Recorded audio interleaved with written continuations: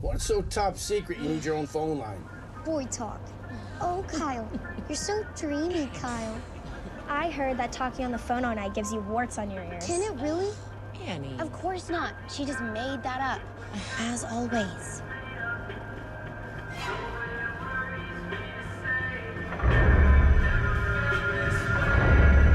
Hi, I'm Sophia Jessica, and this is Angel, and welcome to the fan carpet. So Warren, it's a pleasure to speak to you. How are you? I'm doing great. How are you, Marc? Yeah, I'm doing happy well. to chat with you today. Yeah, I'm doing well, thank you. Congratulations on the incredible film. Well, thank you very much. Yeah. So if we go back to the beginning, was there a defining moment for you to get into the industry? To get into the industry, um, it's funny because I came into the industry through acting. I went to a performing arts high school for theater and then continued that at the University of Southern California and got a BFA in acting there. So that was really sort of the beginning of everything.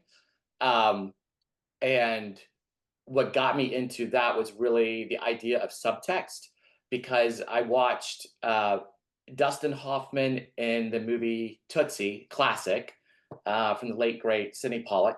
And there was a moment at the end when he is on the street and it's he and Jessica Lange, and there is this pause and he's staring at her and he has this beat in this moment. And I remember just being completely captivated and going, he's talking right now, but he's actually not saying anything aloud. And I just found that I was like 11 years old, I think, and at the time. And I just remember being really captivated by that and thought, wow, the power of performance, the power of acting and subtext, and what is that all about? And so that kind of began my journey into everything as an actor, and then eventually into screenwriting and directing. Awesome. What can you tell us about The Man in the White Van, and what was it about this important story that made you want to tell it on screen? So The Man in the White Van is, at the heart of it, it is a kind of a girl who cried wolf story, if you will. And it's happening in a very difficult time to have that sort of disposition in the world. It's 1975, rural Florida, in a kind of a time of blissful ignorance where only bad things sort of happen in the big cities in Chicago and New York, or in this case maybe Tampa.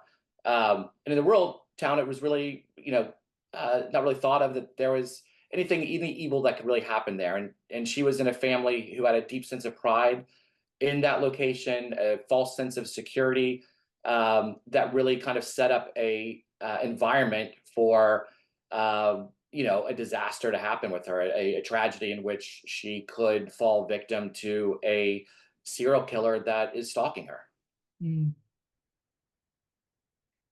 Yeah, it's like a powerful piece. So, and it's an important story to get out there. Because obviously it's based on like real events. It is based on real events, and it's based on a story of a survivor. Spoiler alert.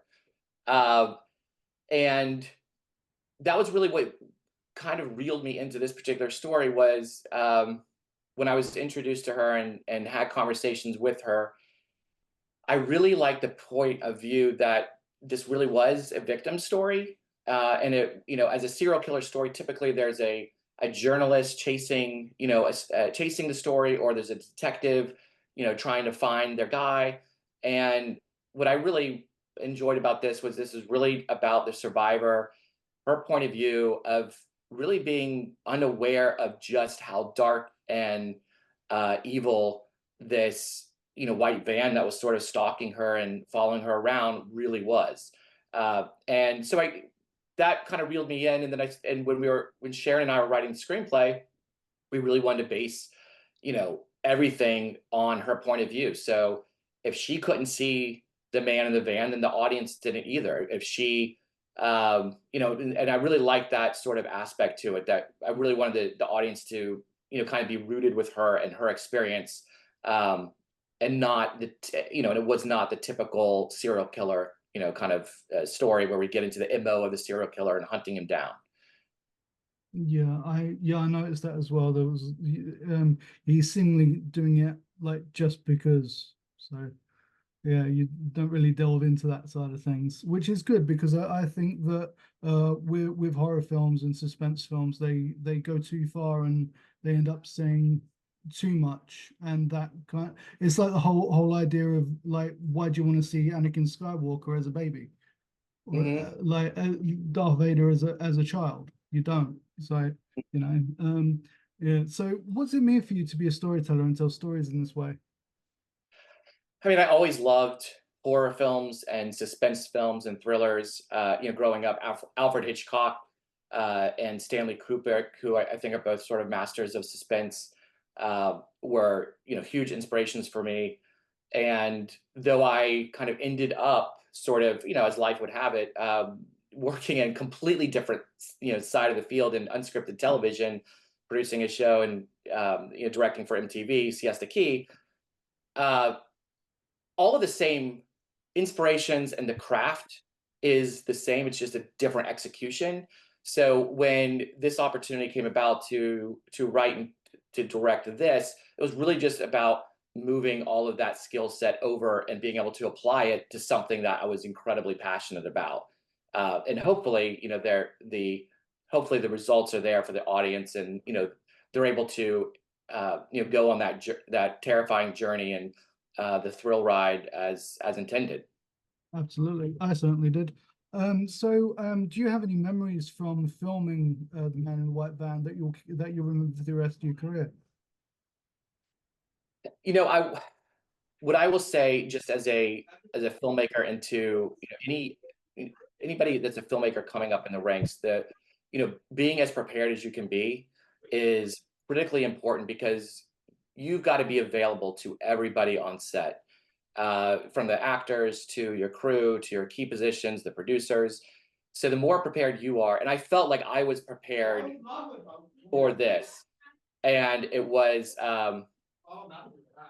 But what I didn't expect was all the variables that would kind of come into it. So I was very happy I was prepared and felt like I could face those variables and take on those challenges and kind of accommodate them and work through them on the day. But I think that's one thing that filmmakers are always told: oh, you've got to do your homework, got to prepare. And I can't stress that enough, because you really have to have your blueprint in place, and be confident enough in what you're doing, so that when a variable comes up, you have the flexibility to decide if that's a direction you want to go, or you're very firm that you have to have a boundary as far as where what's possible. Absolutely. So obviously, with this being based on the account of a survivor, do you feel a sense of responsibility when telling their story? Absolutely. And for me, I think, going back to something you were talking about earlier, with graphic horror and gore, there is an absolute place for that in the market. Obviously, we just look at the success of Terrifier 3, and I enjoy those films just as much as the next audience member who does. I also personally loved the exploration of terror and paranoia, and how you can achieve that really through theater of the mind. And so I think there's a place in film for both gore and for theater of the mind. And in my personal sort of touch would really be in the theater of the mind, what you don't see that is sometimes more terrifying than what you do see. Absolutely. You have a stacked cast. You got Ali Oh, Larson. You got Sean man. Astin, Brec Bassinger, Yes. Madison Wolfe. I mean, like, it must have been a pinch me moment, right? Yes. So Arlie Day and Mike Page from Day and Page Casting did just a bang up job, and really putting together actors in front of me who were going to serve the film well. And there were plenty of actors who we looked at that would have been equally great for the roles, but ultimately I felt like this particular cast sort of brought a nuance to each of their characters that really added to the puzzle of this family. Brec, I adore Brec and Madison. They're just such troopers when it comes to the filmmaking process, the ultimate collaborators. Brec is sort of feisty and fun and does her research, and I think she connected to Margaret because, you know, Brec is all into fashion. She's quite the fashionista, and if you follow her on Instagram, and that was a component of Margaret back in 1975 as this, you know, kind of high school senior who was very much also into fashion. And so I think that was sort of her initial into the character, and kind of explored from there. And then Madison, you know, she's just so game to jump in and, you know, do whatever's necessary for the character. And it doesn't mean just do something to do something, but do what's necessary for the character. You know, she had this sort of youthful presence during casting, but also I felt like she was somebody who could stand up for herself and physically. And I felt like that was something that was needed to add to the authenticity of Annie. And ultimately when she is face to face with, you know, her predator. Yeah, absolutely. And just finally, what are you hoping the audience will take away from The Man in the White Van when they see it? I mean, first and foremost, it's a movie, right? And it's a thriller. And I hope they walk out and their heart has raced a little, and they've, you know, enjoyed themselves and had a great time. And because it is a true story, and there are potentially many victims out there who are still unidentified. The path of destruction is completely not known from this serial killer. There are several cold cases still open. So I think if, you know, they sort of ask themselves, you know, and are able to do a little research and, you know, and go down that path, and maybe there will be more to be done on the cold case side of things with this particular serial killer. Absolutely. All right, well, I'll leave it there. It's been a pleasure to speak to you. Congratulations with the film, and thank you so much for taking the time to talk to me today. Absolutely. All right, have a great one. Thanks very much. You too. Take care and enjoy your premiere next week. Thank you. Thank you for watching The Fan Carpet. Please follow us on Facebook, X, and Instagram for more content. Bye for now.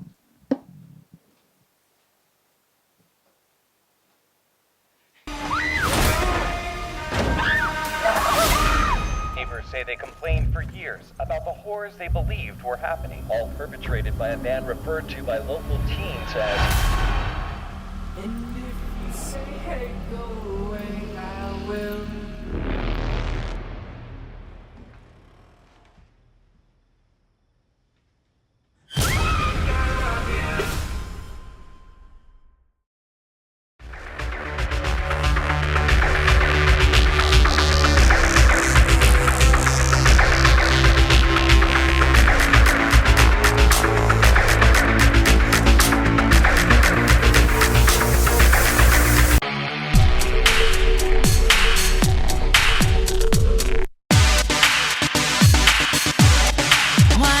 You show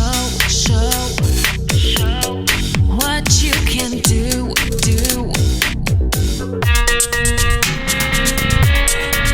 I hear a siren. Maybe you were wrong about me. I'm dangerous and still. Why don't you give me a sign like the sea? Your problem is mine.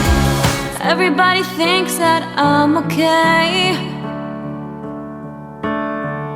Sometimes I think I am too. I'm on the outside looking in. I'm waiting for the shockwaves to begin. Oh, won't you let me hold you for one time? Just a rainy day in a London cafe. A London cafe. So give me one last serenade. Say to me, or swear at me till the night turns into day. And it was a shame when daylight faded, because we didn't notice at all.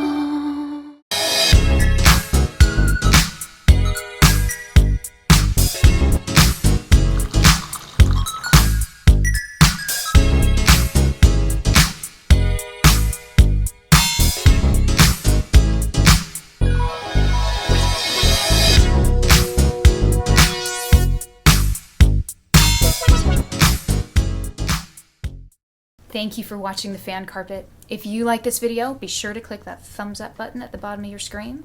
And also be sure to subscribe to the Fan Carpet YouTube channels. They're absolutely free and so much fun too. Be sure to check out the official website, thefancarpet.com. Also, you can follow us on Facebook, Twitter, and Instagram to stay up to date with reviews, competitions, the latest news, and so much more.